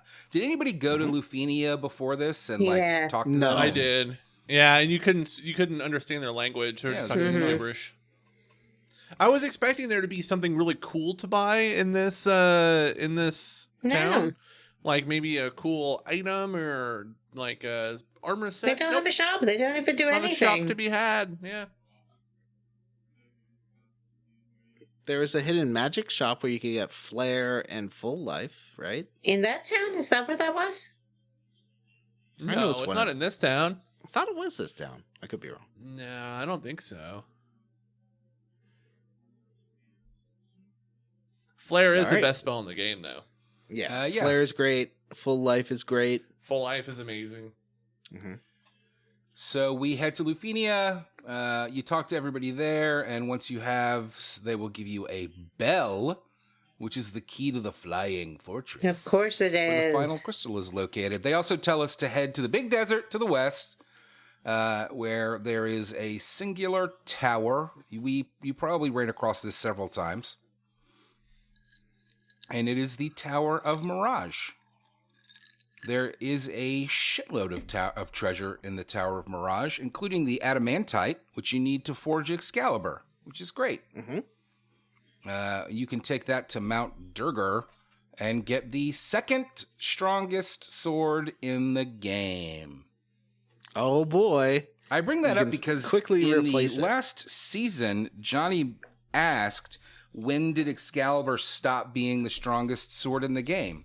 And the answer is the first one. Oh. Well, they gotta give you a reason to. How do you get the strong? Oh, it's just in a chest, isn't it? It's just in a chest in the final dungeon, just like in Final Fantasy IV. Though in this Final one, it's Fantasy IV, at least you Massamune. have to defeat that Massamune. boss. Yeah, you had to defeat like Neo Bahamut or whatever. Yeah, Final Fantasy IV was kind of tough. Because he would mega flare you back if you mega flared him, which was... I mean, that's fair, though. It's mega fair. So we head up the Tower of Mirage, and at the top we find a spot where we can use the Warp Cube.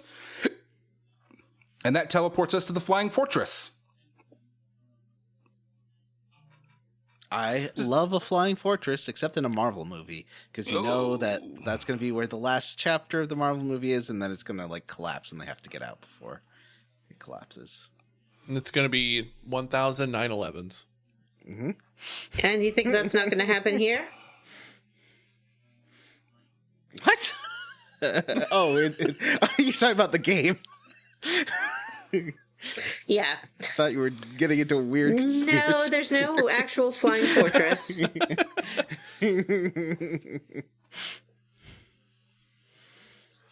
So at the end of the Flying Fortress, we face off against Tiamat, the Wind Fiend, and I'm a real Wind Fiend too, if you know what I'm saying.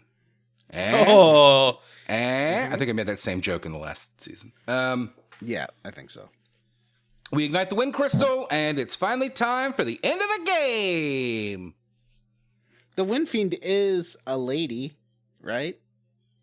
Oh, the Wind Fiend was Tiamat. Yeah, Tiamat's is that a lady. right. Female. Tiamat's a dragon, like a Hydra. Oh, that's not who I was thinking of. I must be mixing it up with the Wind Elemental from 4, who was the lady who turned into a hurricane. A twister. Yeah, it was Barbarella. Barbarella. Yeah. Barbarella. That's final. Wait, was it 4 that we played? It was 4. That was 4. It was was, Barbarella. Barbarici. Barbarici, along with Scarmiglione. And one Giuseppe.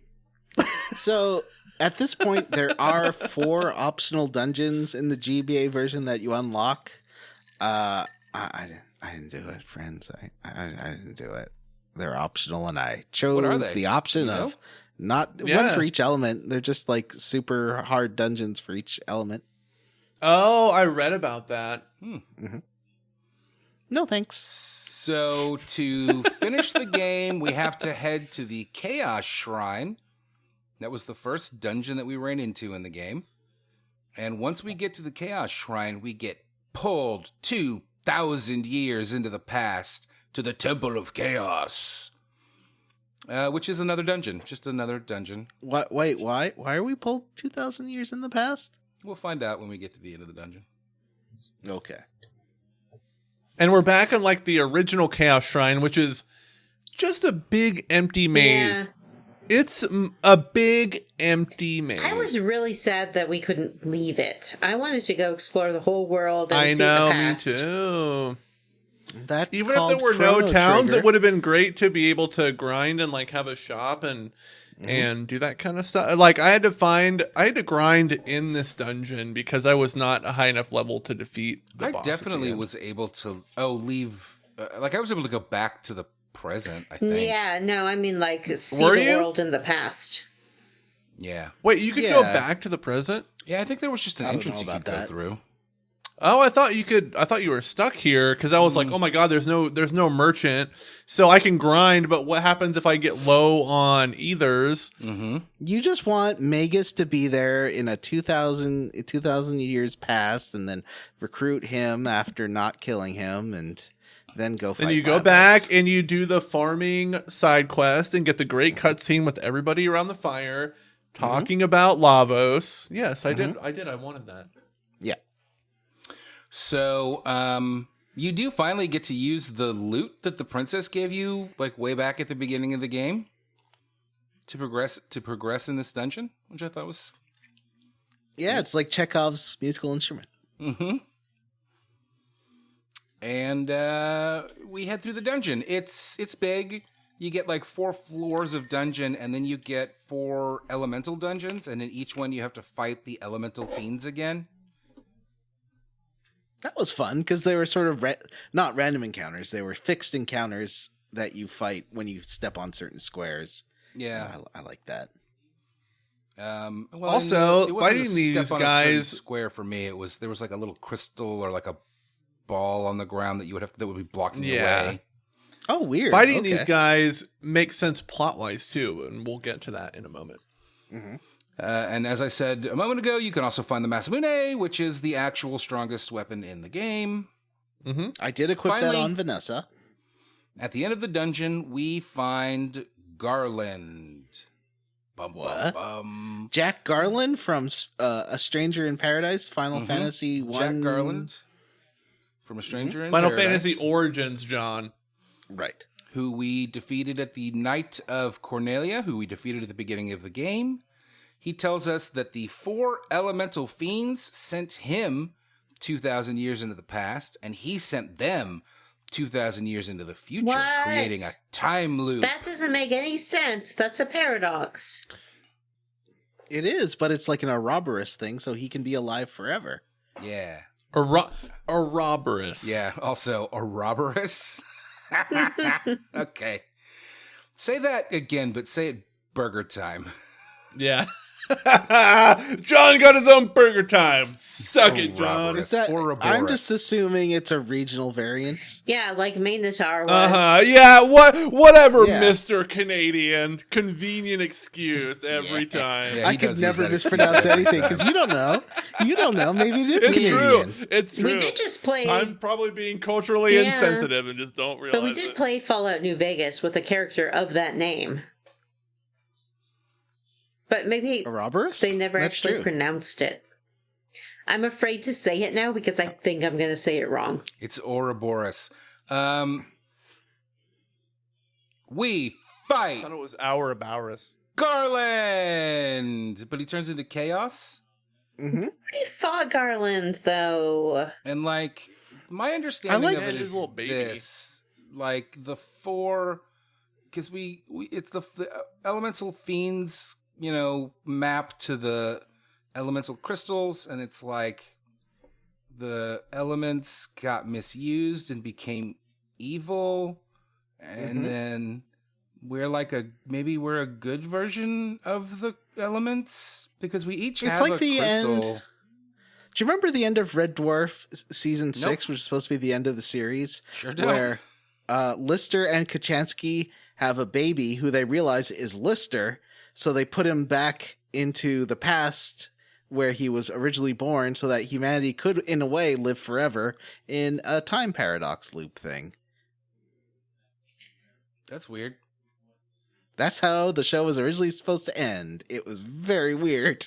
That sounds pretty cool, actually. Yeah, I so kind he of like uses his that. own father. Red Dwarf, Red Dwarf season 6 has a lot of really interesting sci-fi ideas, and then they just destroy it in Red Dwarf from 7 and forward. Yeah, But if that you sounds stop pretty watching cool. at the end of season 6, it's pretty cool. Which one was Kachansky? I didn't think there were any women on that show. Well, she's in the first season as well. She was a woman that Lister had a crush on. But then, if you remember, he was in cryogenic storage for 1,000,000 years, and so when she comes out, he finds out all these piles of dust he keeps playing with are actually all the dead crew members. Oh, no. And the computer's like, and Lister's like, but I thought that we were going to get married. And the computer's like, well, there's not really much you could do with her now, unless you need something to grit the path with. Oh. Which I think was a great joke. I never really watched that So- show. I think I wanted it to be something it wasn't. It's Yeah, too same. silly for you, I think. It's Garland very silly. transforms into chaos, and we fight him. And once we defeat him, we break the time loop, and that sends us back to the present. But it's a present where our battles never took place. So it was all a dream, I guess. So, But then it tells Wait, us is that that- the legend lives on, and then it's like What? the warrior of light is you. No, you end the threat. before it even happens when you travel back into the past. So technically you create a kind of paradox where, you were born, but you were never a Alternate warrior of timeline. light. So there was never a need for a prophecy Mhm. because you fulfilled it before the need ever even arose. Mhm. I guess then they went around telling people about that, so that's how the legend. Yeah, exactly. They're like, Yeah, they're like, hey, did you hear about that prophecy about the 4 warriors of light? Whatever happened to those people? Probably yeah, nothing. listen to this. I like the ending, though. I thought it was cool, and once I kind of wrapped my head around the time loop aspect, I thought it was pretty neat. Yeah, like this game It- has a great opener and a cool ending, and everything in between is nothing. It's just nothing in between. Yeah, it's true. Well, I mean, it's just an early JRPG. It's Yeah, it's an like, oh, 80s this JRPG. giant It's the first JRPG. Titan that. Brian Pitt Yeah, mentioned in dwarf the this. Facebook comments for our last episode, our Final Fantasy Part 1 episode, that I guess this was kind of a play on Dragon Quest 1, where Dragon Quest 1 was all about rescuing the princess, and in Final Fantasy 1, that's like the first thing you do, and then the game Yeah. keeps going from there. That's an interesting, piece of context Yeah. that we're probably missing. Yeah. There's definitely a lot of contenders for first JRPG. Probably Hydelide is the first JRPG. Hide wide. Okay. We've played Super Hydelide for a very early bonus episode. Yeah, I remember that. It was a Zelda-like. I don't remember that. Yeah. I don't think you were even on the show yet. Wow. That was before. That's back when we Vanessa. just used to do bonuses and release them to the main feed, and we didn't make people pay for them because We don't make anyone pay for it.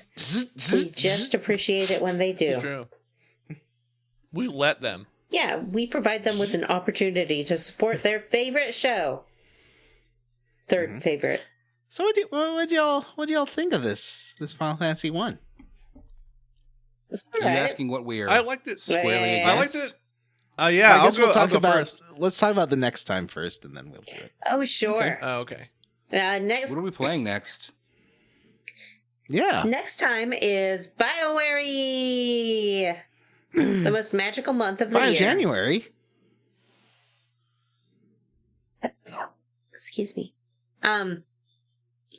We will be playing Dragon Age: Inquisition. That's right, we're finally back in Thetis. And we will be playing to the encounter with the Chantry in Val Royale. Val Royale. Val Royale. Here's a hot tip. You will go to sort of the first dungeon area of this game, the hinterlands. Don't feel like you have to stay there and complete everything before you move on with the story. For one thing, you won't be able to. You'll be too underleveled. For another thing, there's just too much. Feel free to move on with the story when you are an appropriate level. And the story events will tell you, hey, this is for level 7 to 11. Just go for it when you're in that range. Yeah, and I would say, and I'm playing on easy difficulty, but if you're at the lower end of that level range, you'll still be fine. At a certain point in the game, you level up very quickly. So even though this beginning part might feel a little grindy, you'll make a lot of strides towards the middle of the game. What the hell are we going to do when we're done with Dragon Age Inquisition? Like, is BioWary dead? What could possibly be next? Oh, there's so No, many. we still got Jade Cocoon. Yeah, Jade Jade Empire. Empire. Jade We've got Empire. Sonic and his Brotherhood of whatever. Uh-huh. I really We've got want to play Fallout that 4? game, actually. Fallout 4 is not a BioWare game. Yeah, it's a Wait, what am I Bethesda thinking game. of? Fallout. Baldur's Gate 2? Baldur's Gate 2. What There's if I don't really want to Never play went. that? Oh, there's I do. Fracture. Wait, no, that's not. Yeah, no, that's Mass definitely Effect not. Andromeda. Mass Effect That's not Andromeda? BioWare. That's also, but no, that's a different one. What's that one? It's Farts College. Capcom, whatever. There's lots of BioWare We've got, games, and if we have to make it Bethesda Anthem? area, we can do that eventually too. Something called Shattered Steel. There's MDK2. Oh yeah, Um, I forgot they did that. Anthem. We could always go Anthem. back and play Morrowind. Mm-hmm. Not a Ooh, Bioware Morrowind game. would be fun. It's a Bethesda game again. Oh. Okay, well, that's my Jim point, and is that Matthew we have- have officially played all of the notable BioWare games, except maybe Baldur's Gate 2, which... ooh. What? I like There's Baldur's Gate 1. Neverwinter Nights. Ugh. Yeah. Gameplay style is not... Did they do my favorite. Icewind Dale? Was that them? I don't think so. All right. Well, let's move on to Squarely Against. Jim, you wanted to kick us off, right?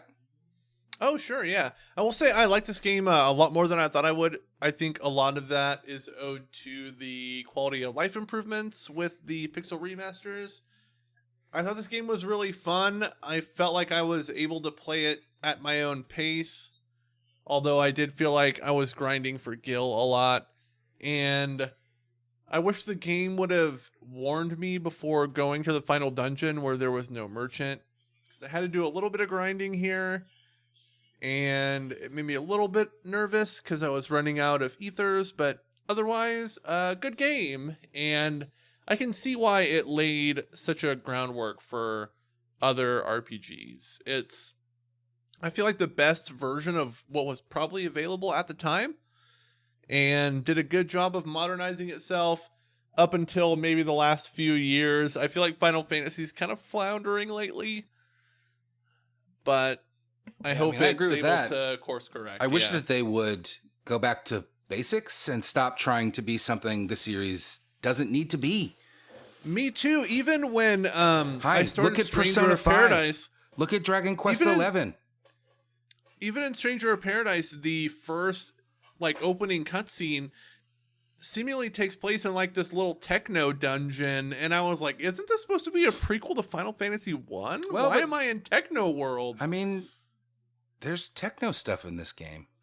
It's not like that though. All It's right, a very hang on. it's still Final Fantasy 1 is pretty They're much a dark robots. fantasy kind of game. There's bleep bloop robots. Hey, Vanessa, are you okay? And towards the end of the game, Yeah, I just but was not most feeling of the that game great. is elves and dwarves and rock dudes and I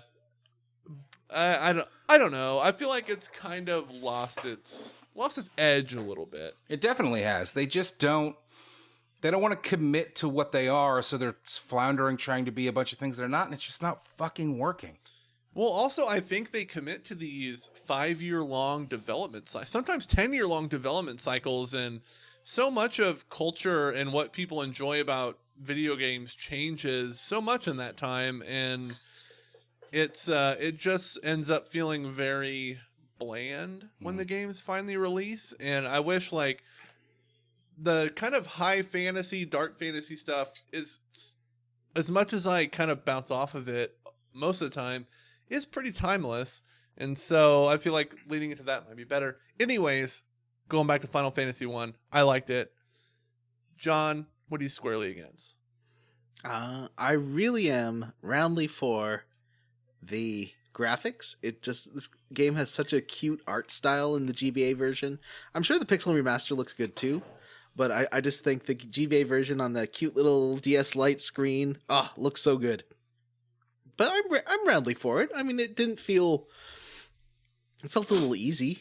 Yeah. But nothing wrong with that. And I'd rather that than a super hard game where I die all the time. Most of the time. So it How wasn't many very hours frustrating. did it take you? Like 16 or 17.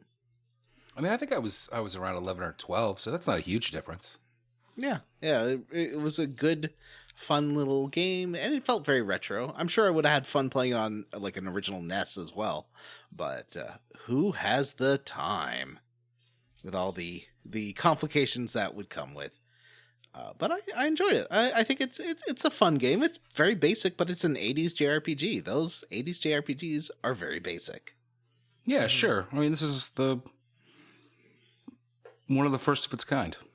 This is the oldest game we've played as a mainline Square Roots episode. Wow. Wow. It's the first game from the 1980s we've played, well before any of us were born. Yeah. Wait, Phantasy Star was a 90s game? Yeah, that was 94. Wow. Wow. Didn't fucking look like it. What? How dare you? Watch your mouth. You saw those comic book cutscenes. They were rad. These cutscenes were Vanessa, pretty cool, actually. Yeah, are you roundly for or squarely against this game? that's all right. I guess I'm roundly for it. I didn't mind playing it as much as I thought I might. I think that has a lot to do with the remaster and the ×3 and everything. I didn't like the way it didn't flow from like one quest to the next and narratively give you a reason to go to certain places. Mm-hmm. I guess unless you talked to everyone.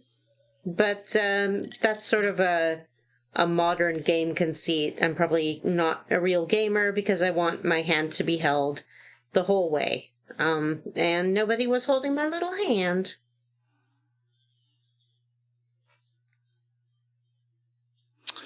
Yeah, it certainly lacks in story and even like characterization. You've got 4 main characters that are just nothing. Matthew, what are you squarely against? Vanessa, do you want to take off? Like, you seem rough. Yeah, I'm feeling a little bit rough here. I may do that. Mm-hmm. Thank you very much for your We'll see time you. and your attentions. Yep. Have an Good night. enjoyable evening. Bye. Night, Vanessa. Goodbye. She looked like she was about to throw up. Not good. Insert diarrhea sound effect. It's less funny when it's real. I'm not going to do that. I'm going to insert vomiting sounds. All right. So as for me, I agree with what everybody said. I enjoyed it. It was a good game. I probably would have enjoyed it less if I had played the original version, which I definitely did at some point, but not much of. But the Pixel Remaster was great. You know, as I just said, it was really lacking in plot and character, and that hurts the game. But as a fun little 2-week playthrough for us, I really enjoyed it, and I'm really glad that we played it. Like, I'm happy that we finally did the origin of this series that really was the catalyst for us doing this show in the first place, you know? If it wasn't for Jim's obsession with Final Fantasy, Square Roots wouldn't exist. It's true. And I liked it. So, and easy playthrough, took me 11 or 12 hours. Had to use a guide at times, had to pull up a map of locations at times, but it was fun. So, squarely 4, or roundly 4, I guess, Final Fantasy 1 Pixel Remaster. Definitely interested in playing 2 and 3. Try to keep those in mind next time we're looking for a filler series, because if we can knock them out in 2 episodes, that's amazing. All right, well, we don't have any new emails, but Jim is going to tell us all about the Patreon. Sure. At patreon.com/Square Roots Podcast. It's where all of our sweet bonus content lives. At the $3 level, you get access to all that sweet, sweet bonus content. Last month, we talked about Alan Wake. This month, we're going to do a cool yearly wrap-up. That'll be out soon. And we've got tons of other content, level up episodes, Square Roots Versus episodes, movie commentaries. There's an absolute ton of content at the $3 level. At the $5 level, you get access to all that great content, plus the ability to vote on games that we play on the show. Our next game is not open to a vote. January, we always kick off our New Year's with BioWare. But not long after we start that, we'll have another vote live for our patrons. Another benefit to being a patron is we like to personally thank some of them on the show. I'm going to kick us off this week by thanking John Scala, Worked Muffin, Citrus C, Do Good Recklessly, John B. Quaker Oatman, Cecil, yeah, you're breaking my heart. Seattle Sounders will host Club World Cup in 2025. Ari Corpivara, Johnny Five Alive, Benjamin Hilberg, and Ward Childress. I'd like to thank Matt Insert Clever Name Here Jorgensen, Jake Dickerson, Lex Avariel, Cyril the Wolf, Ron, Ron.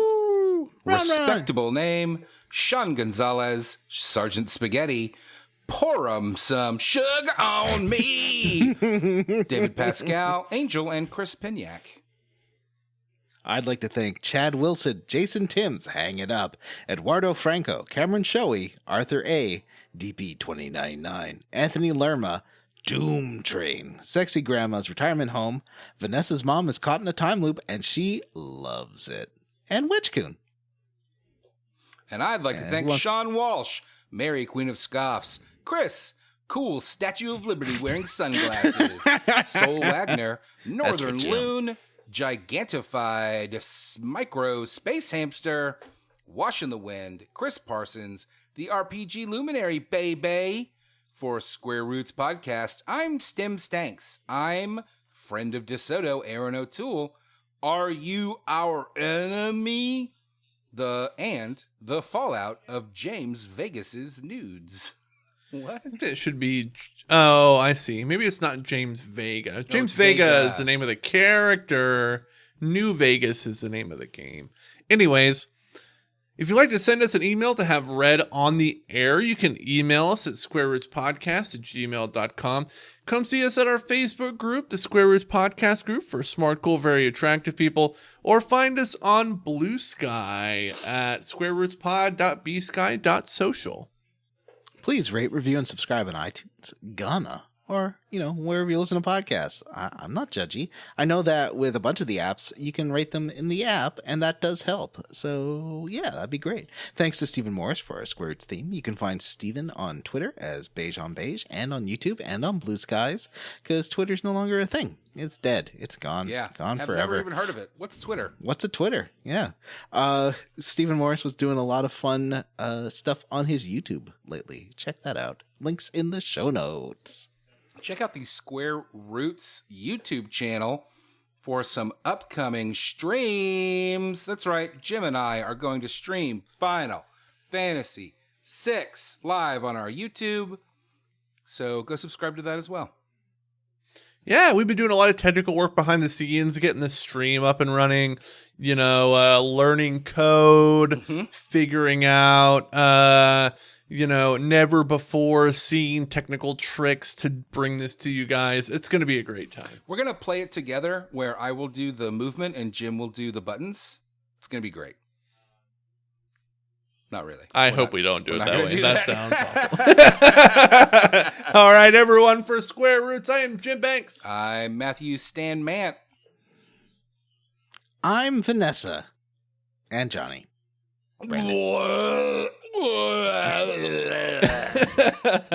Goodbye. Bye.